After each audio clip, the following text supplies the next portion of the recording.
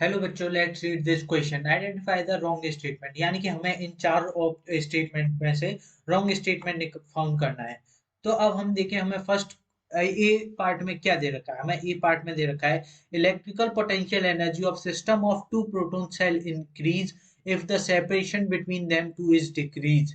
यानी कि electric potential energy होगी उनके बीच में, प्रोटॉन्स के बीच में, वो इंक्रीज करेगी अगर सेपरेशन उनके बीच में डिक्रीज हुआ।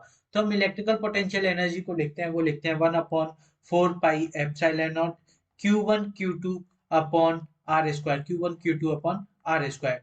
तो अब देखो यहाँ से हमें पता चला कि अगर ये U है वो इन्वर्सली प्रोपोर्शनल है आर स्क्वायर के, इन्वर्सली प्रोपोर्शनल है आर स्क्वायर के। इसका मतलब कि अगर U इंक्रीज होगा तो आर डिक्रीज होगा।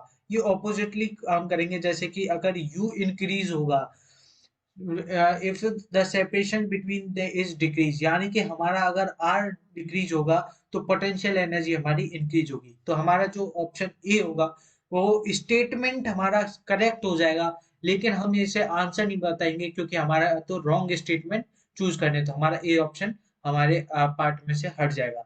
अब हम बात करें बी की, तो बी में हमें दे रखा है कि the electrical potential energy of proton electron system will increase if separation between them two is decrease। यानी कि जो इलेक्ट्रिकल पोटेंशियल एनर्जी हम लिखे प्रोटॉन इलेक्ट्रॉन सिस्टम के लिए, तो वो हो जाएगा E, और एक के लिए माइनस E होता है charge, upon 4 pi epsilon naught r square. इसको हम सॉल्व करें तो हमारे पास आ जाएगा 1/4 पाई एप्सिलॉन नॉट माइनस का q e square upon are square, e square upon are square.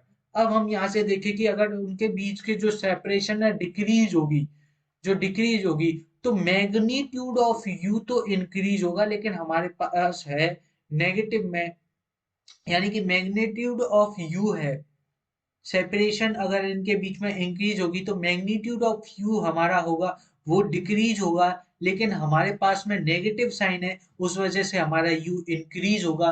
तो ये हमारा स्टेटमेंट है, स्टेटमेंट रॉन्ग हो जाएगा, लेकिन आंसर हमारा बी हो जाएगा, आंसर हमारा बी हो जाएगा। अब हम बात करें सी पार्ट की, तो सी पार्ट में हमें दे रखा है प्रोटोन इलेक्ट्रॉन सिस्टम। तो सी पार्ट के लिए भी प्रोटोन इलेक्ट्रॉन सिस्टम दे रखा है।